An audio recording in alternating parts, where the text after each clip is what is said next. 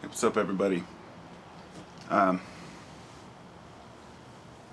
Being inspired by some of McClary's videos, I decided that it would be worthwhile for me to quickly discuss hidden knowledge, and that knowledge which is hidden from man that so many people are sure that exists and sure that they are being prevented from moving forward because of it, and are angry because they want to attain that knowledge.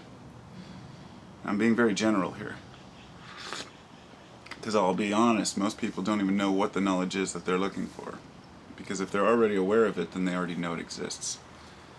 So it comes full circle. We have faith in our lives that's built on truth. Now, faith can't just be thrown in. A person could tell their kid to believe in God, but without reason, the kid will eventually grow up and realize that he's been fooled. Just like some of these groups who have pulled the wool over society's eyes for so long and made us think, treated us like cattle, like sheep, whatever you want to say. And I think that the disagreement comes in when people say, hey, I'm not a sheep. You know, I'm not one of those. I want to know these things. And then they separate themselves and move to the other side, and then start to cast these beliefs on the rest of society as if, haha, now I know. But faith is built on truth. And truth is based on perception, because the individual truths are based on how you perceive the world. Then faith is built on merely perception. So each person's going to have their own belief on what's important. So we have this knowledge. Let's take the Masons, for example, the Freemasons, because that seems to be the one that comes up the most. My grandfather was a 32nd degree Mason, and I got all his stuff, inherited all his rings and his, his cap and his apron and random stuff. And, I was always kind of fascinated with the whole idea of this group that may or may not hold knowledge that could be used by man to better himself. So it got me on a long train of thought over many, many years about what really is a Mason, but what really is a secret society, and what types of power do these people really hold. And I stepped out of the arena because I realized something a long time ago, that the power for man to change himself and the power to change his world, it's universal knowledge.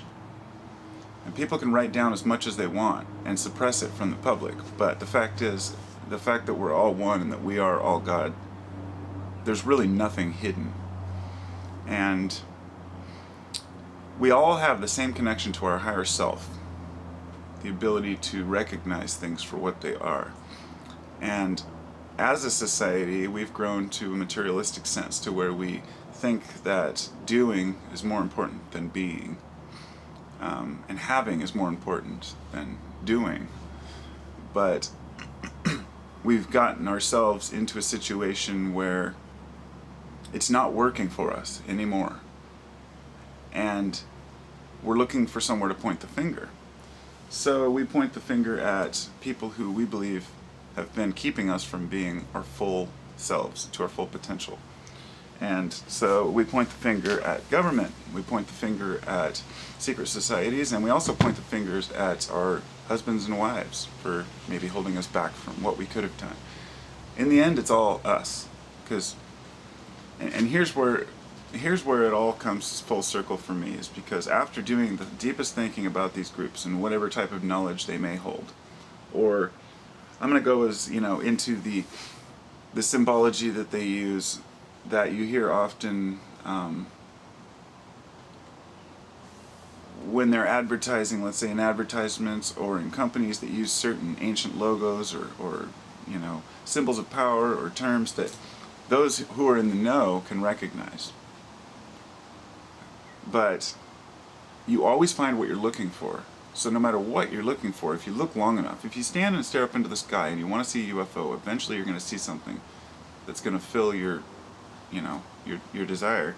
And if you ask God for help long enough, sure enough, you're going to get answered one way or another, whether it be by chance or whatever. I'm not going to speculate on the reasons why things happen, but the very fact that what we look for, we will find. Always. If we look hard enough. So during these deep thoughts about mankind and ancient knowledge and suppressed ideas, I realized that a lot of the, say, suppressed ideas these aren't secret societies or organizations. These are just big business, big companies, corporations, that are holding us back from being who we really can because they're making $1 off of it. But that's not what I'm talking about. I'm talking about just straight up raw knowledge. And I find it humorous. To me, the Mason, the average Freemason, knows absolutely nothing. Because if he thinks that he's trying to attain this higher knowledge that only a Mason can attain, if he's just being a Freemason because he wants to help his community, that's a different story. I have nothing against Freemasons at all. And I don't know what goes on in the higher rankings, but I also know that they basically know in order to attain the highest level of any secret society, you have to know that you are God and all is God, and that people are more or less fooled by anything because they're grasping so hard to find something. But in the end, any man, woman who has looked really deep for a really long time into what constitutes a valuable life has found that virtue is the answer to everything. Your values, your virtue, and your morals. What's important to you? And those in the real know, those who have really, really thought it through, are well aware that material goods don't do it, and fooling yourself doesn't do it. That the only truth comes from finding happiness in day-to-day life and just living. And those same people know that each one of us, as an individual, has the same capacity as another person. Some you may use rituals to get there, some may use meditation, some may use prayer, but each person can attain the exact same level as their neighbor if they're willing to work towards it.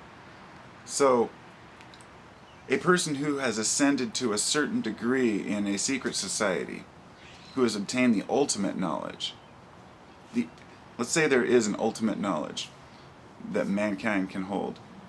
In the end, my true belief is that that knowledge is that we are all equal in our capacity for doing anything we want, and that we don't need to know anything more than, I should say, we need to know how to act, but we need to observe nature in order to act appropriately. Ancient man didn't have to go into book smarts and read in order to understand what life was about or to be happy. He lived it. And each day, when he made mistakes and took from others or did something wrong or held back from others, he found that he didn't feel good about himself. And when he did things for others, he knows he felt good and he was doing it right. So society could exist. And that's how I feel about secret societies and ancient knowledge that they call these terms we use. Ancient knowledge. Ancient knowledge is modern knowledge. And time doesn't exist. We know this. Time is all in the perception. Time is what we use to describe the passing of events and the day to night. But this knowledge, if it ever existed, has always been available. It's nothing that man discovered. It's something that was given to him through the higher energies that make up the universe, that constitute what we are as a humanity, as a planetary system, solar system, and the archetypes of as above, so below, that every grain of sand contains the whole of the universe. And that can be taken quite literally. The information is encoded in everything. And therefore, it's up to the individual to learn how to decipher that, and there's no one way to do it. There's no one book that tells you how to properly pray, And there's no one book that tells, it just is, there's no one book that tells you how to properly raise kids. Because every kid's different, every person's different, every circumstance that prevails has to be addressed in a different way. So a person who says, you've got to do this, you've got to do that, it just never works. So to sum it up, there are secret societies who have ancient knowledge, if you'll call it that. Pretty much most of it's been revealed by now if you're willing to look for it. There's really there aren't any secrets anymore. So I guess we can't continue to strive towards the hopes that it will be revealed. It's just like UFOs. Most of us know UFOs exist. We don't know what they are, if they're interdimensional, interplanetary, or if they are us from the future. But the point being that most people believe in them even though they haven't seen them necessarily, or really proven to themselves they exist. And now we demand disclosure. And it's only because I think that we want to be confirmed and proven right. It's not because we don't know. It's because we just want to get it off the table and say, okay, we were right. And I think the same thing is with these secret societies' knowledge. And I think that the yearning for that knowledge is more than there is really there. I think the substance is lacking. I mean, there's obviously no magic chant that a person can say that's going to, destroy humanity. I mean, there's a balance to it all, and it all takes time. So I guess the whole point being that they've got nothing. They really got nothing. Because any man who's ascended to the certain level, that plateau of awareness, knows that only virtue brings happiness. So those who are doing wrong to the world and to society, those who are suppressing things from us and trying to destroy our society, those people don't have any knowledge. Those people are not holders of any ancient knowledge. And they're getting intertwined with the lamplighters. These people who have passed this on through millennia, these ideas, trying to hold on to what man could be. And now we look at folks saying, hey, you're suppressing knowledge, you're holding it back. But we're looking at it through modern lenses.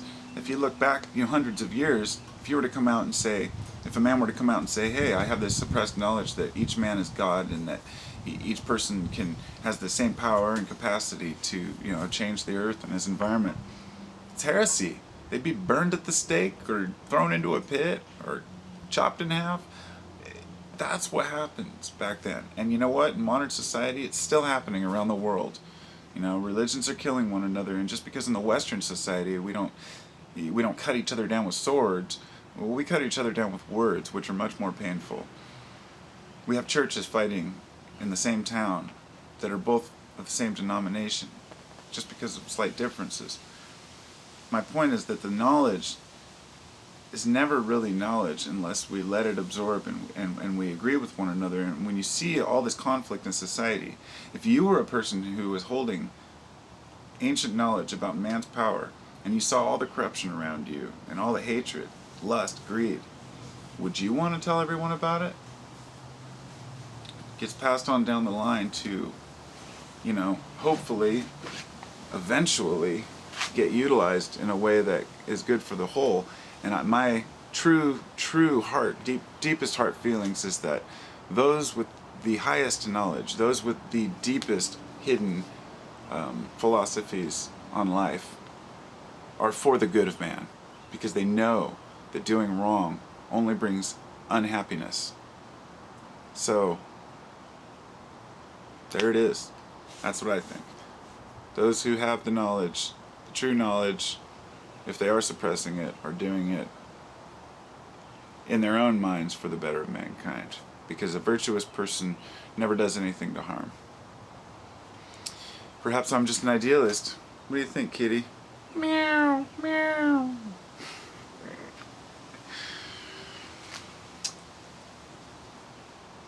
Hidden knowledge. It's kind of like God. We don't really want to know what it is. We like the hunt.